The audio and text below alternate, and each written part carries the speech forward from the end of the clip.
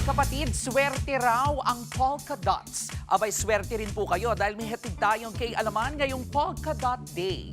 Ang polka dots ay sumikat noong 1800s sa Europa dahil sa sayaw na kung tawagin ay polka. Kaya nga po polka dots. Very fashionable ang mga bilog-bilog na disenyo mula fine arts hanggang cartoons. And speaking of cartoons, kung merong reyna ng polka dots, malamang si Minnie Mouse na yan.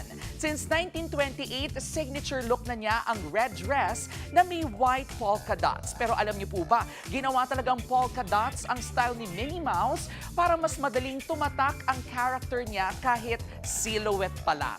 We stand the branding queen. Effective po yan dahil hanggang ngayon, inspirasyon pa rin siya ng fashion collections ng Disney.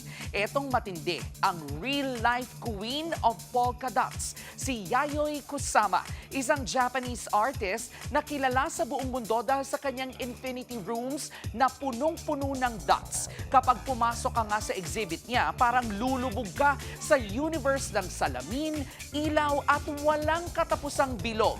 Ito pa ang mind-blowing. Para po kay Kusama, ang polka dots ay hindi lang design. Simbolo raw ito ng infinity, identity, mental health at koneksyon natin sa universe. Kaya bawat dot parang paalala na maliit man tayo, bahagi pa rin tayo ng mas malaking mundo. Na gaya ng K Alaman ay K Yamanan. K, okay. Mga kapatid, Jervy Wrightson po. Eto na nga. Para sa latest showbiz news at iba pang K-alaman, mag-follow at mag-subscribe na sa social media pages ng News 5.